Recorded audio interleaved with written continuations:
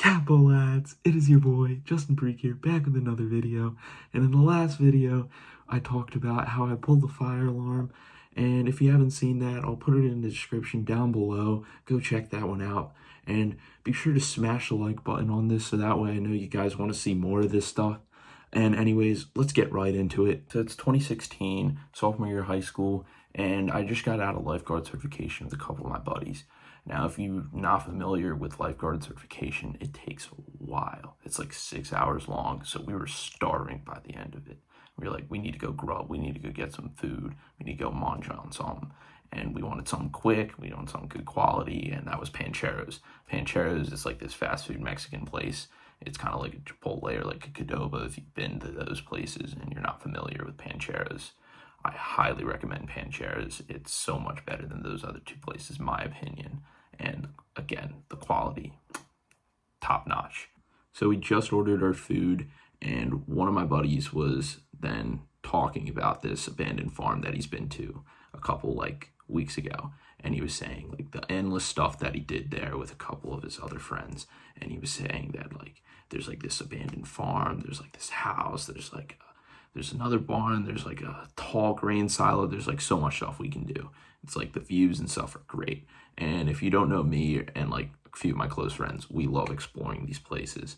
We love going out, we love going outdoors, just experiencing things. And it's just like, it's honestly, it's a breath of fresh air, it's relaxing, and we just enjoy it. So I was like, tell me more, like, you want to go now kind of thing? And same with my other friend, we were like, yeah, let's go. We were so excited. And he was like, actually, I'm going there right after this with like a couple of my other friends.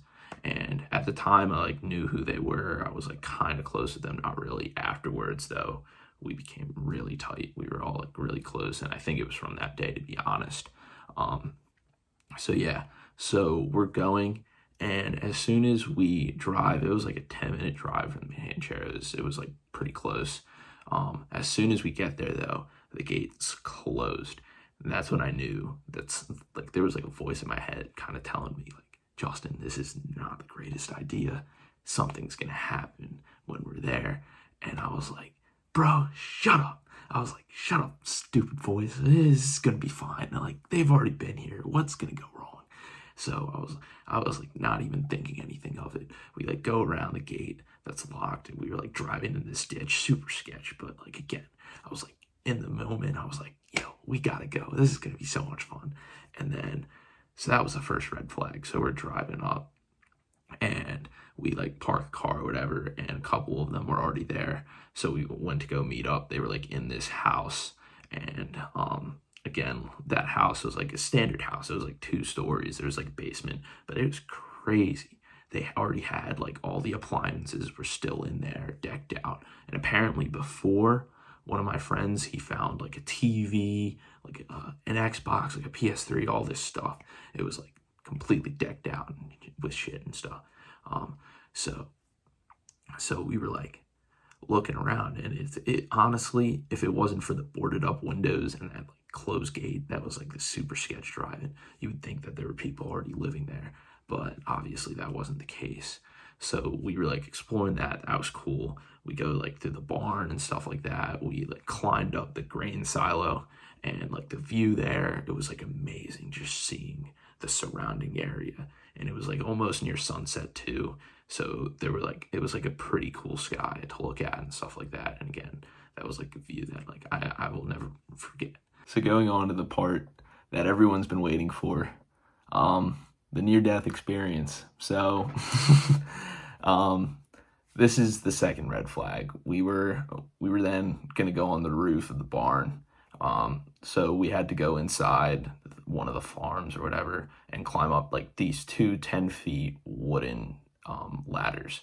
And so like those wooden ladders, they should not have been able to support us. And I don't even think they would have if we went on there like a second time or whatever. So I like climb up. I was the last one to climb up. And the ladder, I like heard it like screeching. It was like the wood was like settling in. And like, I don't know if you ever experienced that, but like, there was like a bunch of stuff moving, a bunch of squeaks and whatever. And I was like, this is kind of sketchy. This is bad. But again, I was like, nah, I ain't no bitch. We got to keep going.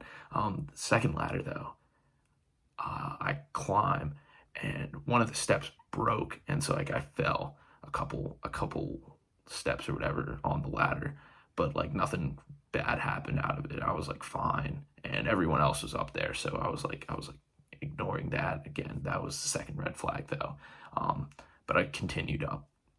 So when we're up there, there was like this green part on the roof. It was like, it wasn't insulation or whatever. It was like different type of roofing that wasn't as safe to be on.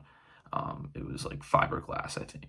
I'm not entirely sure. I don't really remember, but I do remember that it was like a significant different color than the rest of the roofing. The roofing was like orange or whatever, and that was like green. And we were like, don't step on the green. You're gonna fall through, and you're gonna die. You're gonna injure yourself, and it's gonna be bad. So don't do that. And I was like, all right, bet, we're not gonna do that. So we're all there standing, and we were like rolling this tire to see how like far it go or whatever, so you could roll it down the furthest. And then all of a sudden we hear this crash coming from behind, and so we look, and of course, if it was the one dude in that group that would do it, it was this guy. And he fell through.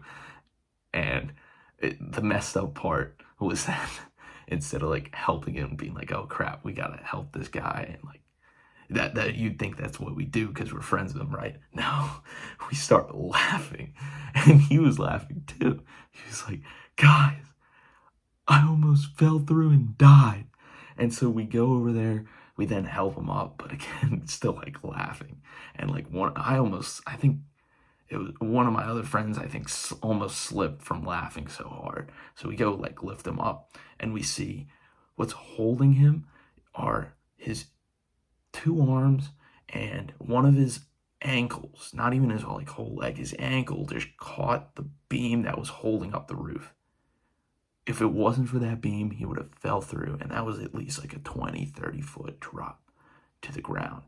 And if it wasn't for, again, it was like inches, easily. Inches saved his life. That beam saved his life. And so we pull it up, and one of my friends has a video. I'm not going to share it because I just don't want to show them. I don't know if they want to be seen on this or whatever. Maybe I'll show it later on in the year, but that was insane. And the funniest thing ever, and that wasn't even the stupidest thing that happened there. This was like a couple weeks later. I wasn't there. There was like one or two of my friends that were there were with these other group of people that they weren't that close with, but they wanted to show because they wanted to see that. And at the top of the house had boarded windows, like I said before. And they thought it'd be a wise idea, not my friends, the group that they brought, they thought it'd be a wise idea to start just kicking that window. And so there was three of them, each of them took turns kicking it.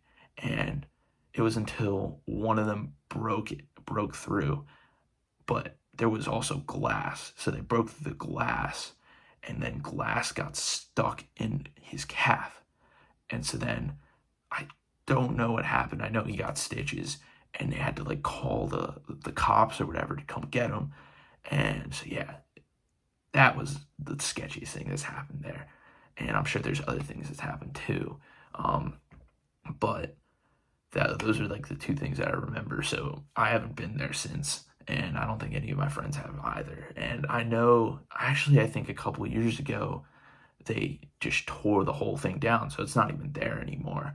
But yeah, that was my near-death experience. I almost saw my friend die, and if it wasn't for that beam that saved his life, he could have been paralyzed. He could have had both legs broken. He could not be with us today. And again, we got to thank our lucky stars for that beam. Be sure to smash this like button and let me know what you want to see next. If you want to see something else, I'll do it. I'll do my best to just please you guys. And I'm going to try to continue the Time Eye series because I think a lot of people are enjoying it. I know my friends that are watching this enjoy it. So yeah, that's it for now, and arrivederci.